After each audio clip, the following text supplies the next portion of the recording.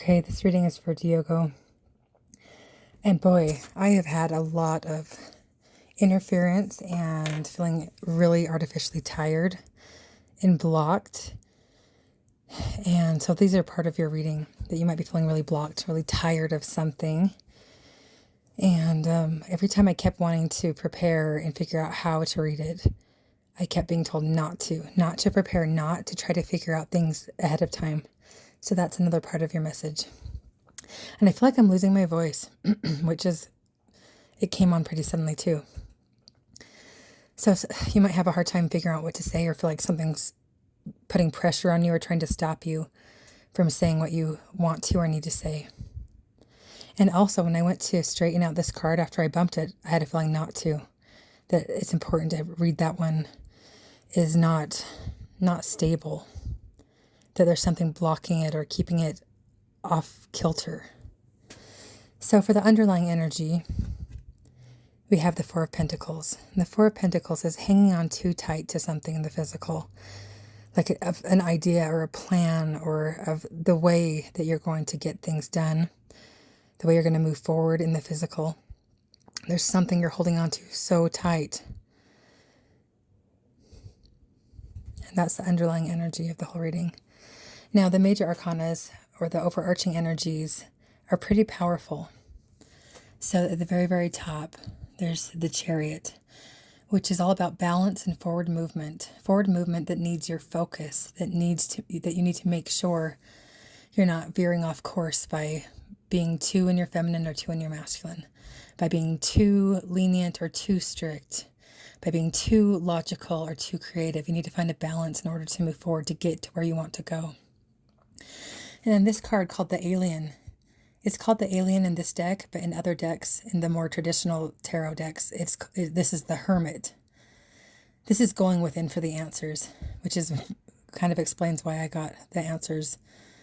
I got the feeling that I wasn't supposed to prepare first. I wasn't supposed to look outside myself or wonder. I was supposed to trust as I go that it'll come to me. So these are overarching energies. These are things that are happening, whether you like it or not, no matter what actions you take. These are the overarching energies. Then the Hanged Man is also about going within. It's about needing to go within and see things from a different perspective. And often you're going to stay there until you see it differently, which is interesting that it's right underneath the Chariot, which is about, having balance to go where you need to go. And part of that is being willing and able to sit with things and see them differently. And then the last major arcana is the Tower. Now the Tower looks scary, but it's not. If anything that has a foundation that's not solid is going to crumble, but that's good because then you can rebuild it with a stronger foundation. And if it can be destroyed by not being stable, it should at this point in your path so you can move forward. And then next we have the Ten of Swords. And the Ten of Swords is difficult. Swords are air or thoughts, ideas. They can be other thoughts and ideas of other people too. Sometimes I see this as gossip, betrayal, people trying to thwart your path by spreading rumors, misinformation, a lot of things like that, but things that affect you personally and heavily. 10 is complete. In the normal tarot, it shows someone laying down, or it shows someone's armor down with 10 swords in it and the guy's out of it. So he survived it, but he can see how many times he was stabbed in the back. In this deck is very different, but it shows different aspects where part of you feels like it's being stabbed and the other part could be the one doing it, or it's something else from far away projecting it towards you, but it comes down through the same roots. And that one's hard. That one is really heavy. And the one next to it is also difficult. The Eight of Cups. Cups are emotions and feelings. The water element. And it shows all these different cups, all these emotions that are affecting this person where they're having a hard time focusing. Their head is scrambled. They're trying to figure out which one to choose, which ones to leave behind that no longer serve you. And that's something only you can know for yourself.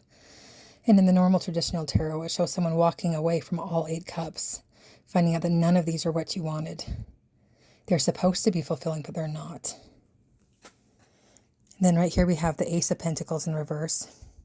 And that's kind of along the similar line where the Ace is a new beginning. in the physical, and it's in the reverse. You may feel like something's blocking you, like it's not like the way that you thought things would go. It's not happening that way.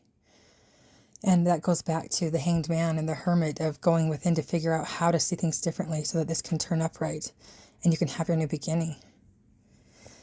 In this one, I kept wanting to straighten out the Princess of Cups, or in the traditional tarot would be the Page of Cups, which would be a new venture with emotion, a new epiphany, a new realization that comes from the heart and from the soul and intuition. And although she's not upside down, she's off kilter. So that you may be having some new epiphanies and ideas that you don't quite know what to do with. They don't feel stable, but they feel important to you. So you need to figure out how to honor them without making them fit in a box and having them line up perfectly. And emotions, it's hard because you can't always make sense of emotions anyhow. But this looks particularly something that's just either not sitting well with you, or doesn't feel like it would make things stable if you did feed into them. And then the last card here is the King of Cups. Now, the King of Cups is someone who is completely in touch with their emotions. They know what they feel. They know what they want. And he's a king. He's very aware of his inner workings and of his mind and of his heart and how they connect. He's pointing to his mind here. And you can see the lightning bolt in his mind with electricity in his solar plexus, the energy going to the cup. So he sees how his emotions are part of his willpower and how it hooks with his mind, how they need to be all working together. And this card's really cool. He has a bunch of stones that he's floating around in a circle. And it's hard to tell if he's the one making them levitate or whether they are something in another realm that he's perceiving. So that's something to think about. But he's being held up above the water. So although he's out of the water, he's above it and he's aware of the emotions. So I had a really hard time with this reading, but the things that felt like blocks that were for me felt like they were part of the reading for you. So good luck, Diogo, and I hope that this reading can help you.